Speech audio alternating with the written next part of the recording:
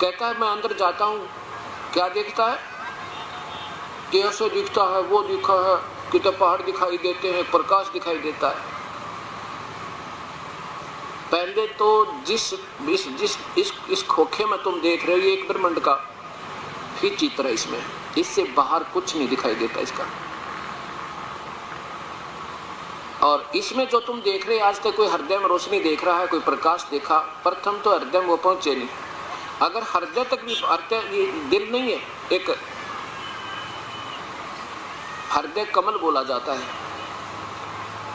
जैसे हमारे शरीर में कमल बने हुए हैं, पहले मूल कमल, फिर स्वादि चक्र, फिर नाभि चक्र, फिर हृदय चक्र, और फिर यहाँ कंठ में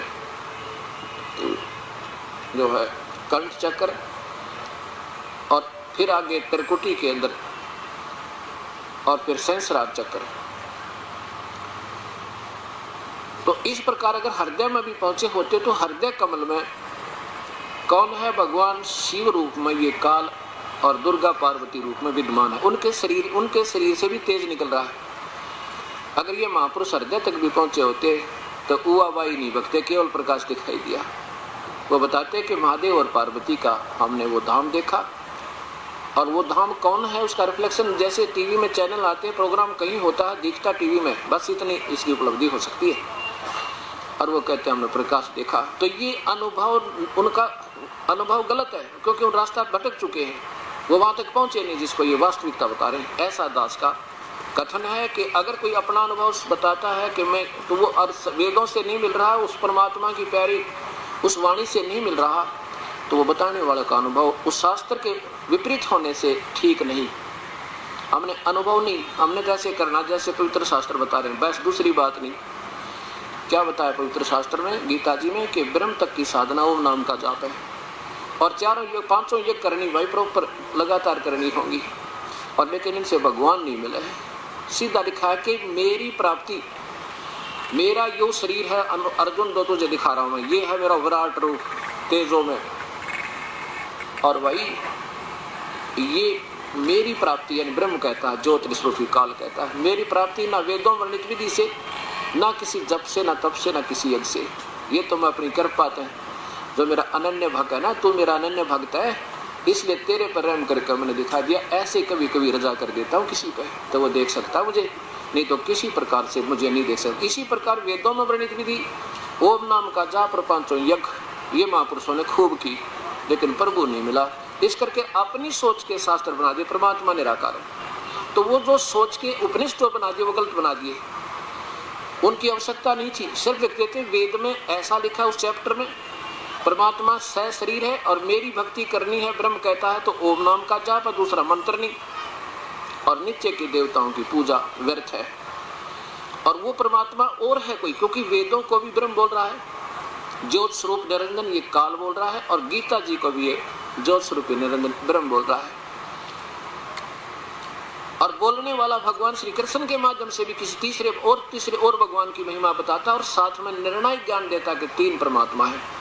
ऐसा ही वेदों में, और गीता यानी वेदों को बोलने वाला भगवान कहता है कि भाई कोई तो उस परमात्मा ने साकार बतावा, कोई निराकार, लेकिन इसके बारे में जानकारी तो तत्वदर्शी संत देंगे। यजुर्वेद का अध्याय नंबर 40 का श्लोक नंबर, मंत्र नंबर 10 और 13 में 2 बार लिखा है।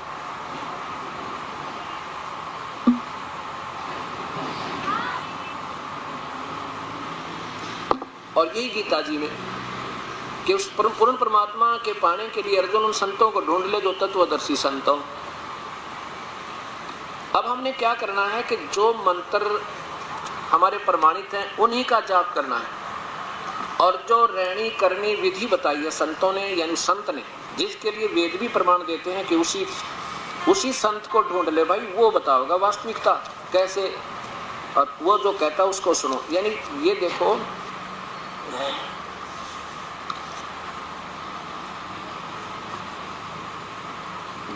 वेदों को ब्रह्म बोल रहा है। महर्षि दयानंद जी को आज के दिन में, आज के समय में बहुत बड़ा वेदों के ज्ञाता और बड़े महापुरुष माने गए। तो वो स्वयं कहते हैं कि वेदों को ब्रह्म ने बोला, भगवान ने बोला, जब बोलने वाला कह रहा है कि वो परमात्मा कोई और है तो दो भगवान हो गए। वेद बोलने वाला खुद कह रहा है कि वो परमात्मा तो कोई और है जो गुप्त है, ऊपर रहता है। आपको वेदों में 3 भगवान दिखाऊंगा, 3 परमात्मा। महर्षि दानंद सरस्वती द्वारा इसका ये देखिएगा, यजुर्वेद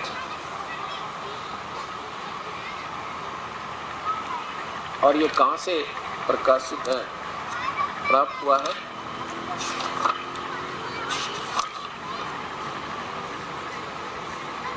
प्रकाशक है सार्वदेशिक आर्य प्रतिनिधि सभा 2/5 महर्षि दानंद भवन, रामलीला मैदान, नई दिल्ली। यजुर्वेद के अध्याय नंबर 40 का 44वां अध्याय, इसका श्लोक नंबर 10 देखो, मंत्र नंबर 10। वेद बोलने वाला भगवान कह रहा था, हे मनुष्यों, जैसे हम लोग यानी खुद अपने आप कहता कि मैं वैसे तो ये जो इतनी लाइन है ये टीकाकार अपनी तरफ से बनाया करता है। तो मेधावी योगी विद्वानों से वचन सुनते हैं। वेद बोलने वाला खुद कहता, मेधावी नहीं, ये धीराणा माने जिनका टिकाऊ ज्ञान है। टिकाऊ ज्ञान माने बिल्कुल तत्वदर्शी संत, जो हमें विद्वान यानी तत्वदर्शी संत जो वचन हमें सुनाते हैं, जो हमें सही ज्ञान बताएंगे। वेद बोलने वाला भी हाथ खड़े कर रहा है कि वो कोई संत हैं जो वास्तविक ज्ञान के जानने वाले, वो हमें सुनाते हैं। और वे लोग हमारे प्रति व्याख्यान पूर्वक कहते हैं, वे लोग संयोग कार्य से ही कार्यफल कहते हैं, उत्पन्न नहीं होने वाले कारण से और कहते हैं, इस बात को तुम सुनो। वेद बोलने वाला भगवान कहता है वो संत कोई और है जो उसके बारे में बताओगा, नहीं तो वेद ब्रह्म बोल ही रहा है। आगे देखो 13वें में क्या बताते हैं कि भाई कोई तो भगवान ने अव्यक्त बतावे और कोई कहे साकार, कोई निराकार बतावे। मनुष्यों, जो विद्वान लोग यानी वो तत्वदर्शी संत हमारे लिए व्याख्या करते हैं, पूर्व कहते हैं, पूर्वोक्त विद्या या अन्य कार्य फल कहते थे। पूर्व मंत्र के प्रतिपादन के अविद्या का या अन्य फल कहते हैं। इस प्रकार उन आत्मज्ञानी विद्वानों से यानी तत्वदर्शी संतों से उस वचन को हम लोग सुनते हैं, ऐसा जानो। इसका वास्तविक अर्थ तो ये बना है कि उनसे सुनो भाई, वो बताएंगे जो कुछ, वो तत्वदर्शी संत। ये सब कहते हैं आत्मज्ञानी विद्वानों को से यानी तत्वदर्शी संत बताएंगे। वेद बोलने वाला भगवान भी हाथ खड़े कर रहा है कि उस परमपिता के बारे में मैं नहीं बता सकता। अब जब तक वो संत नहीं मिलेगा तब तक ये भ्रमणा हमारी बनी ही रहेगी, कभी समाप्त नहीं हो सकती।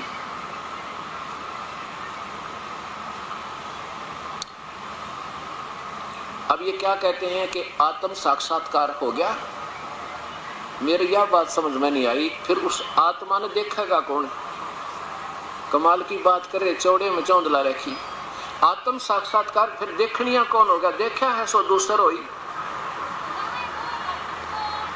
अब मान ले मैं किसी चीज को देखूंगा तो देखने वाला तो मैं होया, और बात कोई दूसरी चीज आत्मा क्यों कर देखी? ये जड़ तो देख नहीं सकता शरीर किसी दूसरी वस्तु को। तो ये बेरानी थ्योरी ने कितना बनाकर सबके घुमा फिरा कर आत्म साक्षात्कार कर लो और आत्मा निराकार बताएं, आत्मा निराकार पर देखोगे क्या? अब ये चक्कर पड़ा हुआ है। हम उस परमात्मा के बारे में क्या विधि बताते हैं प्रभु के पाने की, उस पूर्ण ब्रह्म की।